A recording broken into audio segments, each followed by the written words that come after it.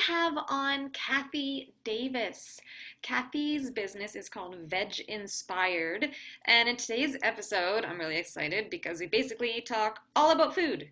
All about food. And Kathy is like this dictionary of amazing recipes. Her focus is on plant-based eating. So she helps clients figure out if they want a plant-based way of living, and she is a professional at meal prepping. So in this episode, we talk a lot about meal prep strategies. If meal prepping and recipe planning is something that you are maybe wanting to try to have more in your routine, she gives us some really easy and doable tips to get that started so that we can have good, healthy, nutritious, satisfying food at the ready anytime we need and not feel like we need to go without eating or something that we don't enjoy. So, I hope you ate, and if you didn't, you'll just have to go to her recipe and make something after this because you're going to be very hungry, and that's a good thing. Okay, enjoy. Introduce you. So how about you go on ahead and tell us who you are and what it is that you do? Awesome. Well, my name's Kathy Davis. I am a plant-based lifestyle coach, recipe developer, and the CEO of VegInspired, where we share tips, strategies, and easy and delicious recipes to help people eat more plants, get inspired to eat more plants, and transition if they want to a plant-based lifestyle. I'm also traveling the country in a fifth wheel RV with my husband and my 3 cats. So I always like to mention that because I know that that's just super exciting, super unique, and people just really like to hear that part of the story. Oh man, it's like we could have a whole other conversation about just that part of your life. And I'm sure some people listening will like want to know about that part of your life. So maybe they can reach out to you. Definitely. I would welcome that. And you're in your RV right now, right? I am in my RV right now. So I'm a real life person with a husband and 3 cats in my RV. So I apologize if any weird sounds or a tail goes across. Sometimes they want to know who I'm talking to. Of course they do. And I mean, that's the great thing about all this Zoom stuff is we get to all see those things happening and it's all good. Exactly.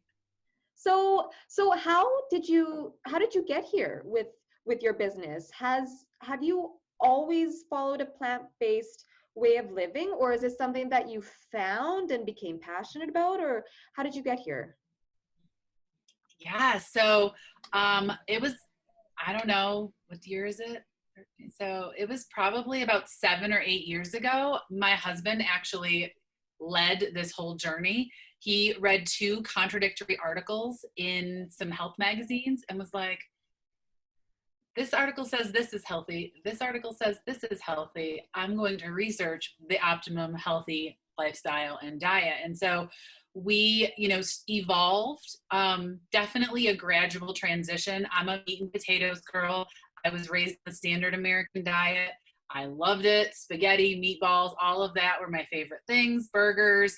And so I was pretty resistant. I always tell people it's funny because I was the resistor in the whole transition. I was like, I'll eat more plants, but I don't think I could ever go fully vegan.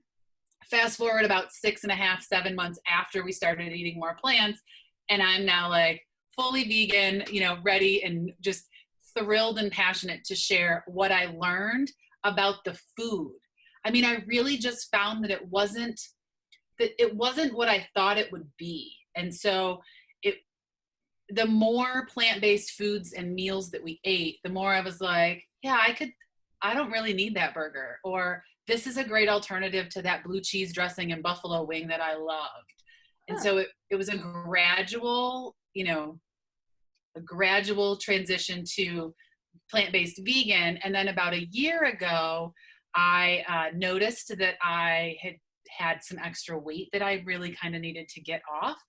And I looked into a more, I guess, direct way of eating that would be sustainable and really started following a more whole food, less processed food way of eating. And I have found that to be 100% satisfactory. I mean, I love that I can have a big bowl of, roasted potatoes with some ketchup or, a salad with a big pile of quinoa or something like that on it. And I'm completely satisfied. So yeah, it was definitely an evolution of, standard American diet all the way to where I am now, where I'm eating, mostly whole food, plant-based, minimally processed. Wow. Wow, that's really cool. I didn't realize that you were, a very much not vegan at the beginning of Yeah, your. I was very much not vegan in the beginning. Yes. Wow. So obviously then, I mean, you must have felt quite a difference too when you started to adopt this way of eating. Like, did you feel energy? Did you feel like more vibrancy? You talked about the weight, but like, what else did you kind of feel when you started to eat this way?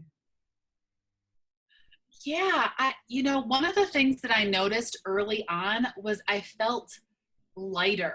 Like Mm. not from a weight perspective necessarily, but like from more like a cleaner, everything just, my body just kind of worked better. I was able to, do more activities, definitely more energy. I didn't have the same aches and pains. I mean, I wasn't that old when I adopted a plant-based lifestyle, but from years of, athletic activities that I did in high school and college, I had aches and pains. And I found, by eating plant-based, they kind of went away. They just kind of disappeared.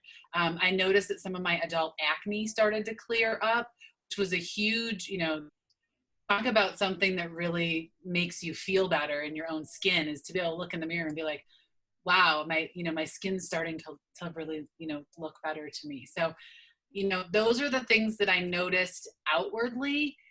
Inwardly, I just felt happier. I don't know. I don't know if it's just that the natural whole products and eating more plants in general just makes you happy, but it just did. I was just happy. Huh. That's really cool. That is really, really cool. So I want to start talking a little bit about meal prepping specifically. Because I know this is something that you specialize in and you know what you're talking about. So I feel like I talk to a lot of people who maybe they know that they should be meal prepping or it's something that could help them, but for whatever reason, maybe that they just don't actually like to cook. Or I've talked to many people who, especially in our society right now, it's all about being busy. And we all have these to-do lists and we all have this like need to be doing all the time mentality. And so therefore, then stopping to have to make something to eat is kind of like a deterrent, kind of like a frustration. And so in those moments, they either, don't eat anything or choose an option that isn't nutritiously going to make them feel better. All that to say, what kind of tips or strategies do you have for that kind of person who maybe doesn't love to cook and just doesn't really know where to start with this whole meal prepping thing? Where can they start? Yes. So I was gung ho in the beginning. I'm going to meal prep. And so for a few weeks I tried it and I was like, I'm eating the same thing every day. How can I make this taste awesome, have variety, but not take me an hour in the kitchen every night?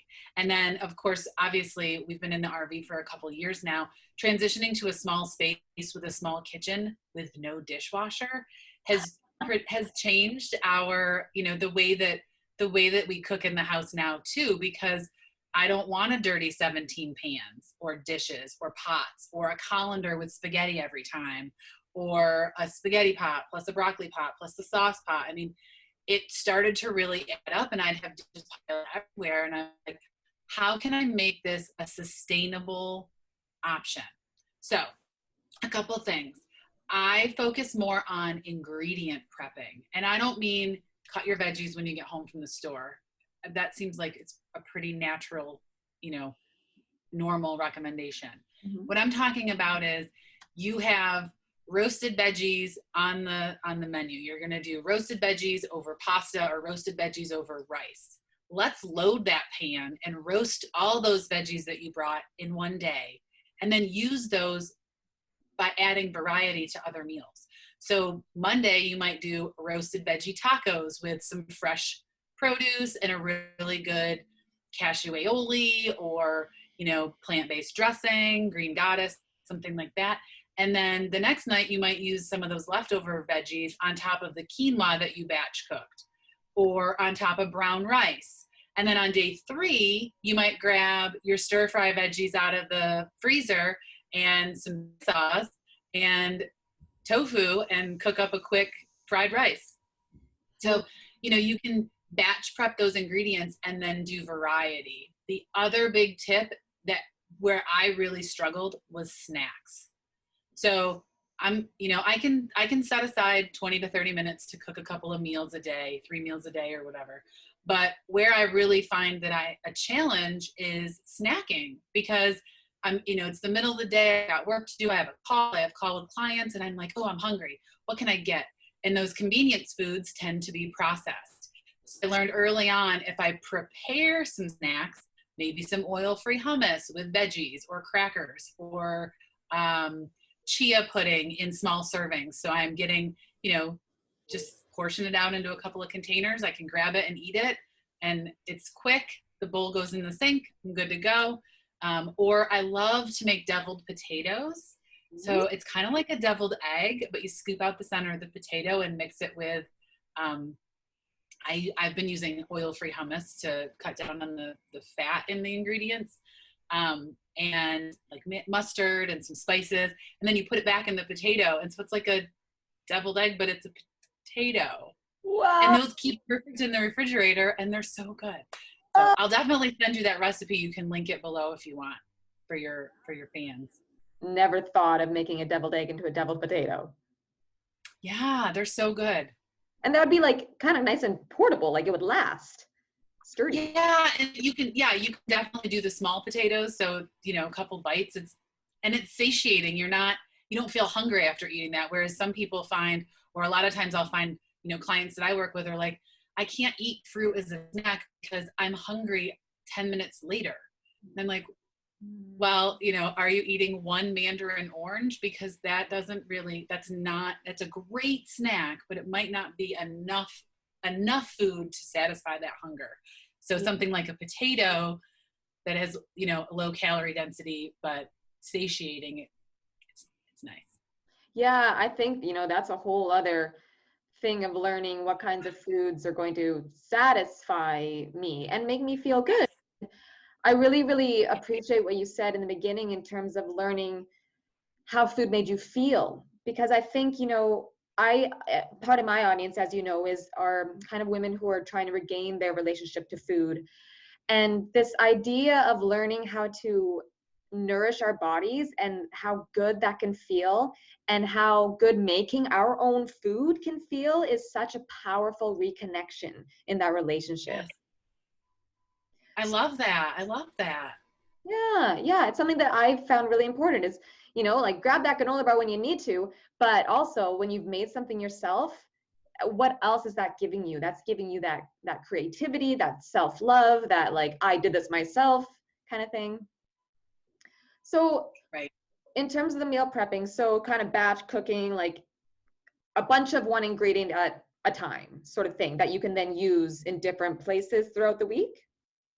Yes. And another really good example with that would be chili. So I'll make a big pot of chili, and then Sunday I might eat it as a bowl of chili, maybe with some crackers or some whole grain bread. And then Monday I might bake some potatoes, just, white russet potatoes, bake those up, squeeze them open, and then eat the chili on top of that. Oh, yeah. So now I'm taking my chili, and it's sustainable. It's something that I desire to eat, but I can use it in different ways so that I'm not eating the same thing. It's not like reheating meal every day.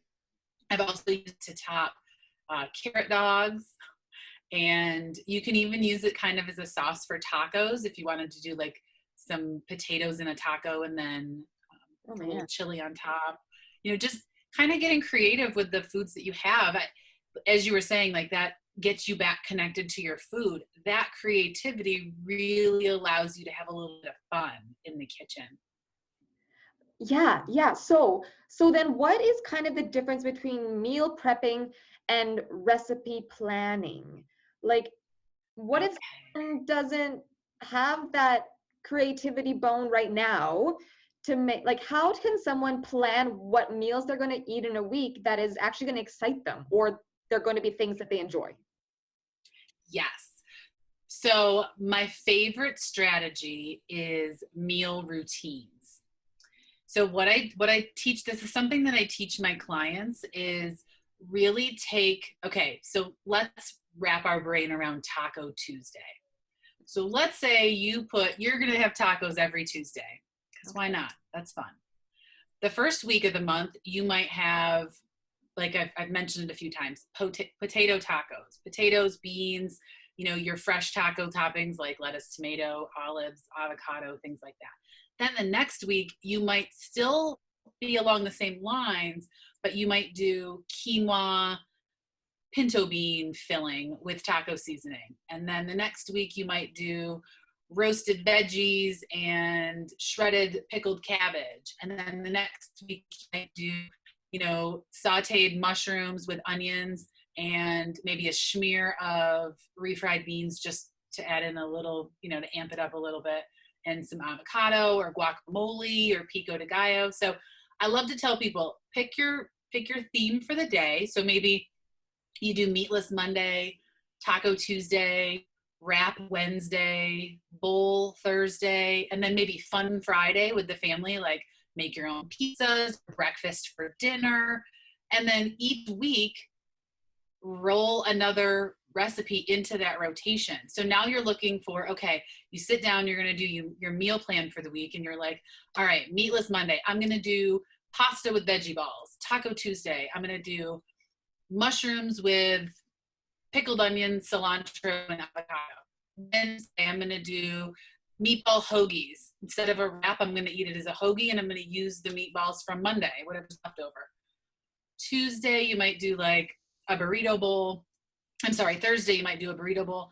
And then Friday, Fun Friday, we'll do breakfast for dinner.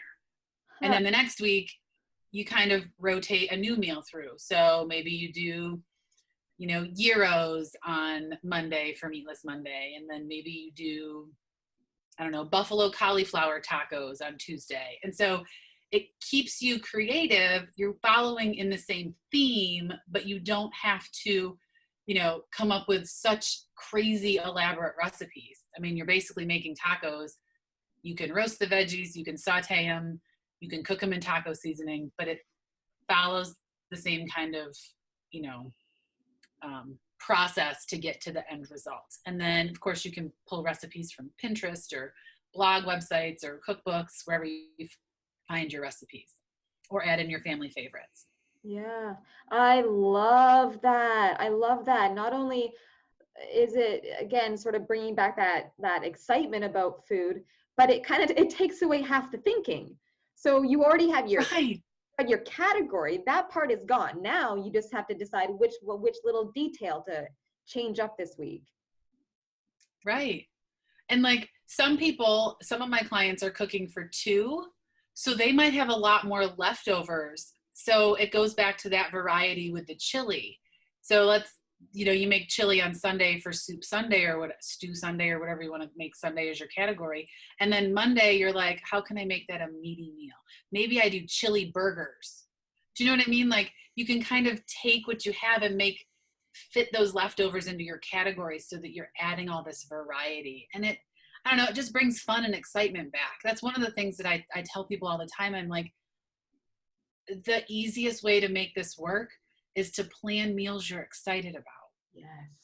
Don't plan meals that you don't want to cook, because then what's going to happen is you're going to get in the kitchen and be like, I don't want to make that tonight.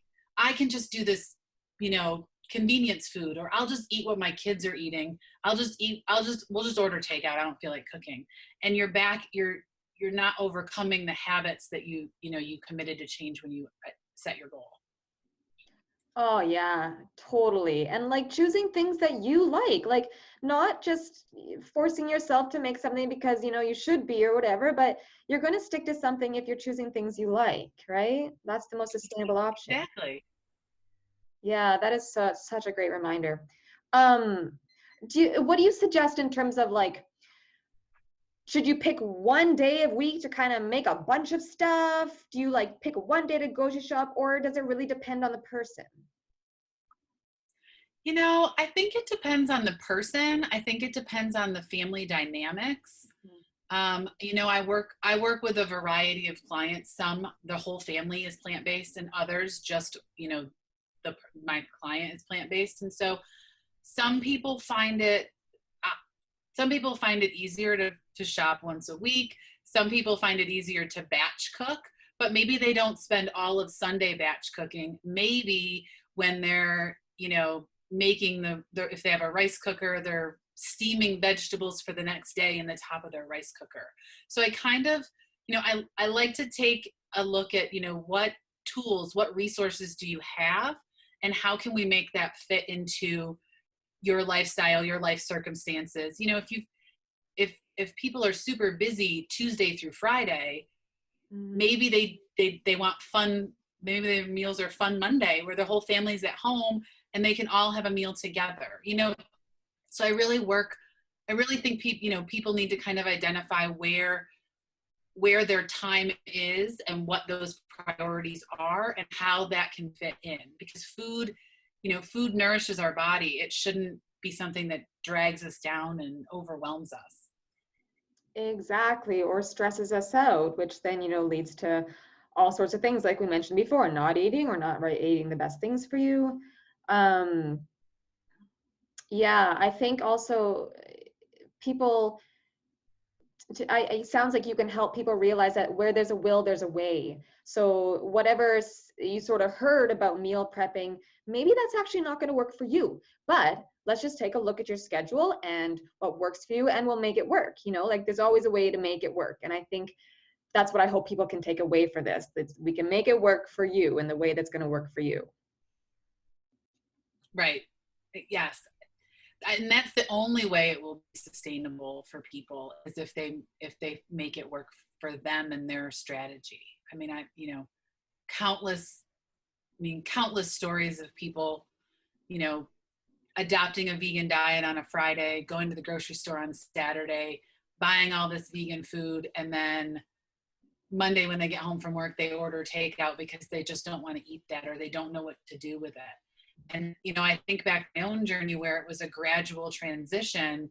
While we weren't buying animal products, we might still, I would still go out to a restaurant and eat a burger. Like it was gradual. And so there was time to explore recipes.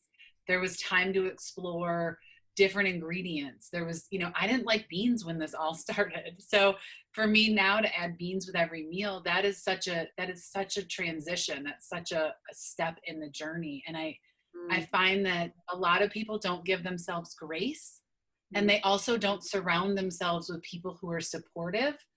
And, there's just a lot of stress when making a lifestyle change. And I think if people slow down and make, one commitment, one change, people will say to me, I don't think I could go whole food, plant-based, oil-free, minimally processed. And I'm like, you don't have to. That's not how I started. Right. I mean, it was a gradual transition, and that's how I like to help people through the process. Oh, that is going to be so, so helpful for people to hear. I think we all need those constant reminders that it's about small steps. You can't shoot for the end goal right away, and that's not sustainable. So I think your journey and your experiences is going to be really helpful for these people to hear, who are maybe even trying to change up their diet or go more plant-based or what have you. And speaking of that, about specific plant-based living, whether or not someone has an interest in going plant-based or not, I think, there's more people these days who are trying to decrease their meat intake for various reasons, but maybe has no idea where to start. So what are some ways that someone who's like you, I guess, really used to eating meat, but wants to incorporate more meatless meals into their routine, where can they start? What are some easy tips, or maybe easy just ingredients to start with? Yes, I love this question because it speaks directly to a training that I actually did yesterday, which is It's just funny how it all works out. But I've mentioned multiple times it's gradual. For me, I really like to tell people, what's your goal? You want to eat more plants? Why do you want to eat more plants? You want to eat more plants because you know that that's healthy, but what's that going to do for you? Like, dig deep into your heart. What is your why? Oh, you want to eat more plants because you want to make memories with your grandchildren. You want to be the active grandparent, the active grandma who's out there playing and throwing the ball, and not the observer, not somebody who's just watching from the steps or from a chair. You want to participate. What does that look like? Okay, so that looks like you being active. So you want to add more plants to your meals because you want to be active as you age. Okay, that's awesome. So what are you willing to commit to? What's your first goal? Are you willing to swap out your dairy products for non-dairy? So, non-dairy milk in your cereal, non-dairy milk in your creamer in your coffee, picking a non-dairy yogurt, maybe swapping out cheese and looking for different options. Or are you like, you know what, I'm not ready for dairy. I'm not there. But I am committed to swapping out adding plant-based proteins to my meals and swapping them out for animal-based products. So maybe you are, making chickpea salad sandwiches instead of tuna salad, or you are using beans and a grain like quinoa or bulgur or something like that as a taco filling for that texture. Or maybe you are, making chili without meat, or mushrooms in place of different things. And, I always tell people what I'm suggesting are just ideas. If you don't like mushrooms, you can still be plant-based. It's okay.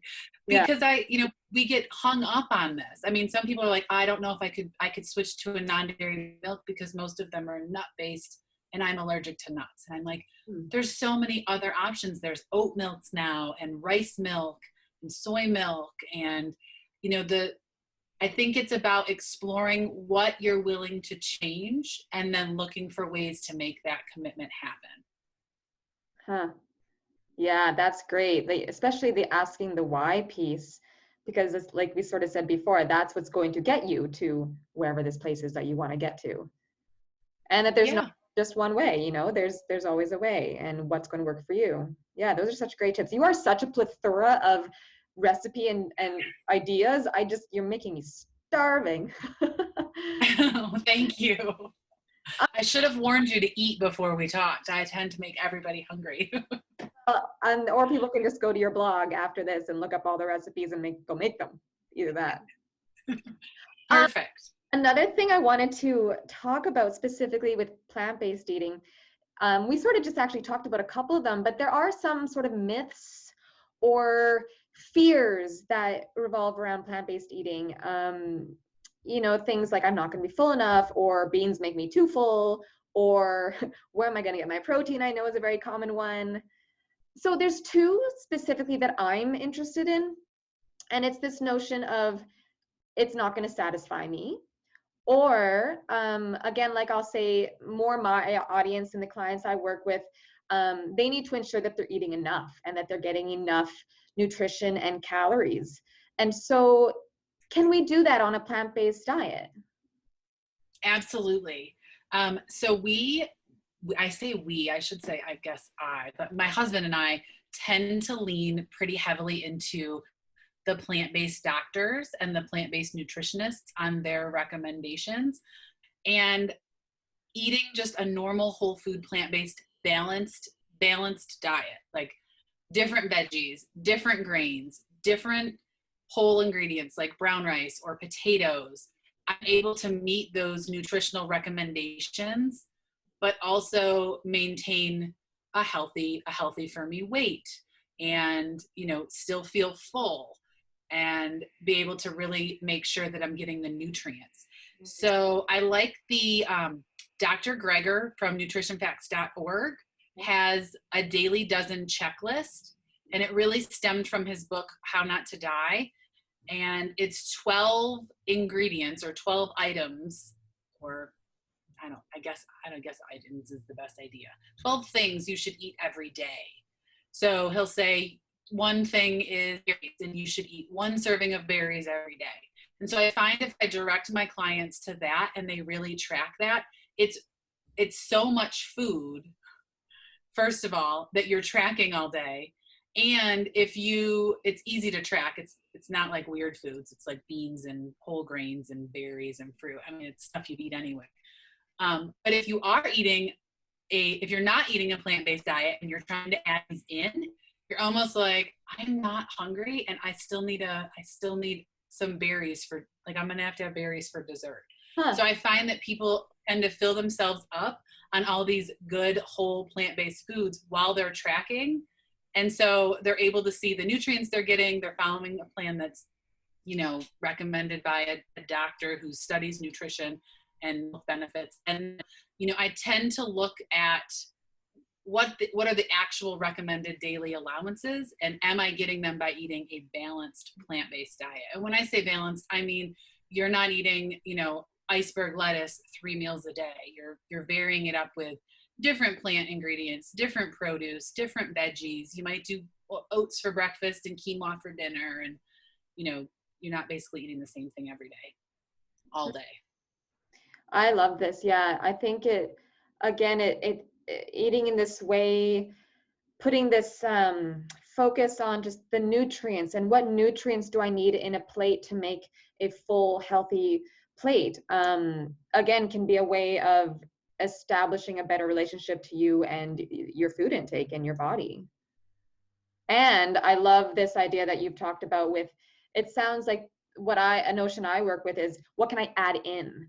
Let's not focus. Definitely. What do I not want? What can I add in? What, like those berries? Oh, I need some antioxidants in this meal, so let's add in some berries, rather than focusing on taking out, which can be pretty harmful. So in our last just couple minutes here, I would just like to hear, do you have a few very specific favorite ingredients to like bulk prep or prep in advance, things that'll last kind of thing? Yes. So one of my top things that I love to prep are cooked lentils. I use them in a lot of different meals. You can toss them on a salad. You can buy them dry. They're pretty budget friendly. You can cook them. And like I said, you can top a salad with them. You can use them in our VegInspired taco filling, which is one of my absolute favorite recipes that we have. And then another thing that I always have in my fridge is red or green cabbage. And so my secret to keeping it stay fresh is, instead of cutting it, peel off a leaf as you're eating it. So that adds that cruciferous vegetable, right? You want to get a cruciferous in throughout the day. It also can add crunch to things like tacos. You can add it to the top of a black bean soup, or you can add it to your fajitas. You can add it to the top of enchiladas, like anywhere or on your salad, anywhere that you really want that extra crunch. Cabbage kind of retains its crunch, and you can keep it in your fridge if it's stored, in your crisper drawer in a reusable bag or whatever, or wrapped in something that allows it to breathe. You can keep it in there for a couple weeks. I love having that in the fridge. Let's see. And then we like to cook beans and lentils and beans, and then usually quinoa or brown rice you can always find that in our fridge. And some days, because since we do work from home, we'll be like, what do you want for lunch? I'm just going to heat up some rice and throw some black beans and some avocado. And your meal comes together in, minutes, because it's already prepped. You don't have to look for it. Yeah. And that other idea of, I know I can have all the nutrients I need by just taking a few things out of the fridge, plopping them. I'm a huge bowl fan. I'm a huge fan of like just putting things into a bowl with a sauce and going to town. So yeah, if I have those ingredients, like you've said, like a rice quinoa, like a bean, like a sauce and a veggie or whatever, you can just make all sorts of fun bowls in like a minute. So I will definitely be dropping your where to find you in these comments, and maybe a couple of these links that we've mentioned here. But just quickly tell people just where they can find you, kind of, if they want. Sure. Yeah, absolutely. So I'm on all platforms as @VegInspired, VegInspired. And then I do run a private Facebook group where I'm very active. I connect with all of my followers. It's it's fun. We're interactive. I do live sessions, live trainings. You can find that at veginspired.com/foodies. So, and then of course our veginspired.com blog and YouTube channel as well. So Awesome. Having yeah. a community would be really helpful. Communities are always helpful. Yes. Well, this has Yes, been it's so wonderful. this has been so awesome. I feel inspired to go cook some really cool things and to make sure my plate is all rainbow filled. So thank you so much for sharing all that you know and have experienced with us. I really appreciate it.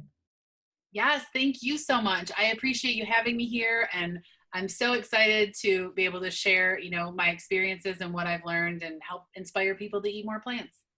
Awesome. Well, thank you, and we'll sign off and have a really good rest of your night, Kathy. Thanks, you too. Bye.